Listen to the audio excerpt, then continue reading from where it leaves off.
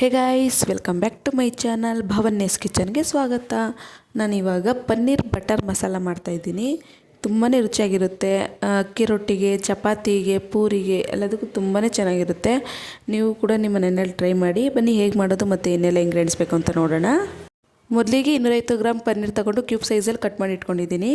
ದಪ್ಪ ಸೈಜಿಂದ ಈರುಳ್ಳಿ 2, ಟೊಮ್ಯಾಟೊ 1, ಗಸಗಸೆ 1 spoon, pulao masala spices mix ತೊಗೊಂಡಿದ್ದೀನಿ.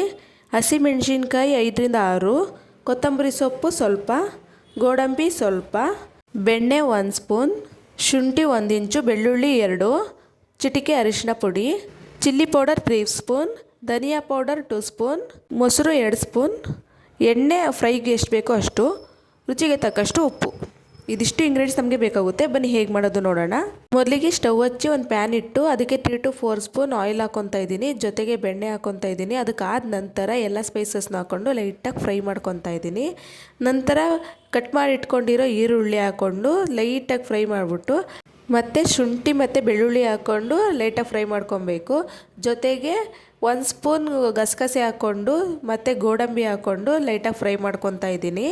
ನಂತರ ಟೊಮೆಟೊ ಹಾಕ್ಕೊಂಡು ಫ್ರೈ ಮಾಡ್ಕೊತಾ ಇದ್ದೀನಿ. ಟೊಮೆಟೊ ಸ್ವಲ್ಪ ಲೈಟಾಗಿ ಸ್ಮ್ಯಾಶ್ ಆಗೋ ತನಕ ಫ್ರೈ ಮಾಡ್ಕೊಂಡು, ಈಗ ನೋಡಿ ಈ ಥರ ಫ್ರೈ ಆಗಬೇಕು. ಇವಾಗ ಇದನ್ನು ಒಂದು ಕಡೆ ಎತ್ತಿಟ್ಕೊತಾ ಇದ್ದೀನಿ. ಅದನ್ನು ಸ್ವಲ್ಪ ಕೂಲ್ ಆಗಕ್ಕೆ ಬಿಡ್ತೀನಿ.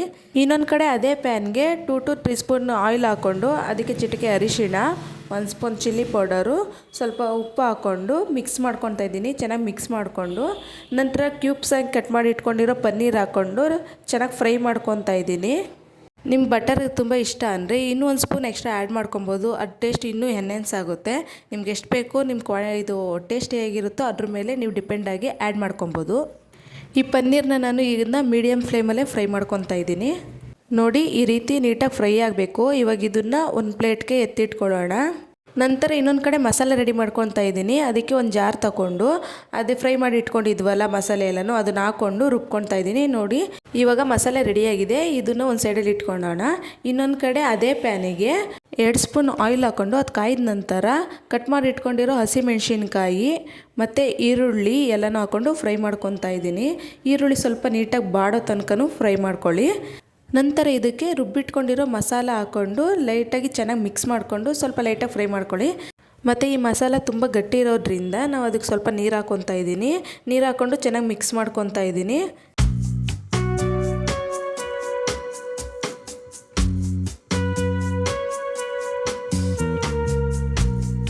ನಂತರ ಇವಾಗ ಇದಕ್ಕೆ 2 ಸ್ಪೂನ್ ಮೊಸರು ಮತ್ತು 2 ಸ್ಪೂನ್ ಚಿಲ್ಲಿ ಪೌಡರ್, 1 ಸ್ಪೂನ್ ಧನಿಯಾ ಪೌಡರ್ ಇದಿಷ್ಟನ್ನು ಹಾಕ್ಕೊಂಡು ಚೆನ್ನಾಗಿ ಮಿಕ್ಸ್ ಮಾಡ್ಕೊಬೇಕು.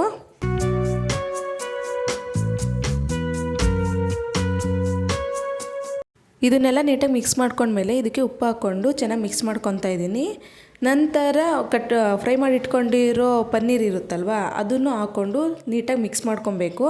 ಸ್ವಲ್ಪ ಗ್ರೇವಿ ಇನ್ನೂ ತಿಕ್ಕಿದೆ ಅಂದರೆ 1 ಲೋಟದಷ್ಟು ನೀರು ಹಾಕ್ಕೊಬೇಕು. ನಾನು ಇಲ್ಲಿ 1 ಲೋಟದಷ್ಟು ನೀರು ಹಾಕ್ಕೊಂಡು ಮಿಕ್ಸ್ ಮಾಡ್ಕೊತಾ ಇದ್ದೀನಿ.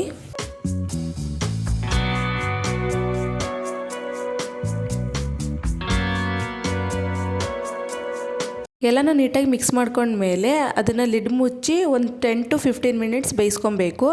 ಇವಾಗ ಟೈಮ್ ಆಗಿದೆ. ಬನ್ನಿ ಇವಾಗ ಲಿಡ್ ತೆಗೆದು ನೋಡೋಣ. ನೋಡಿ ಎಷ್ಟು ಚೆನ್ನಾಗಿ ರೆಡಿಯಾಗಿದೆ, ಚೆನ್ನಾಗಿ ಬೆಂದಿದೆ. ಇವಾಗ ಇದಕ್ಕೆ ಕೊತ್ತಂಬರಿ ಸೊಪ್ಪು ಹಾಕ್ಕೊಂಡು ಚೆನ್ನಾಗಿ ಮಿಕ್ಸ್ ಮಾಡಿಕೊಂಡ್ರೆ ಬಿಸಿ ಬಿಸಿಯಾದ ಪನ್ನೀರ್ ಬಟರ್ ಮಸಾಲ ರೆಡಿಯಾಗುತ್ತೆ. ನೋಡಿ ಎಷ್ಟು ಚೆನ್ನಾಗಿ ರೆಡಿಯಾಗಿದೆ, ತುಂಬಾ ಚೆನ್ನಾಗಿ ಬೆಂದಿದೆ. ಟೇಸ್ಟ್ ಕೂಡ ಅಷ್ಟೇ ಚೆನ್ನಾಗಿರುತ್ತೆ. ಈ ಪನ್ನೀರ್ ಬಟರ್ ಮಸಾಲ ಗೀ ರೈಸ್ಗೆ, ಚಪಾತಿಗೆ, ಅಕ್ಕಿ ರೊಟ್ಟಿಗೆ, ಪೂರಿಗೆ ಎಲ್ಲದಕ್ಕೂ ಒಳ್ಳೆ ಕಾಂಬಿನೇಷನ್ನು, ತುಂಬಾ ರುಚಿಯಾಗಿರುತ್ತೆ. ಈ ರೆಸಿಪಿನ ನೀವು ಕೂಡ ನಿಮ್ಮ ಮನೆಯಲ್ಲಿ ಟ್ರೈ ಮಾಡಿ.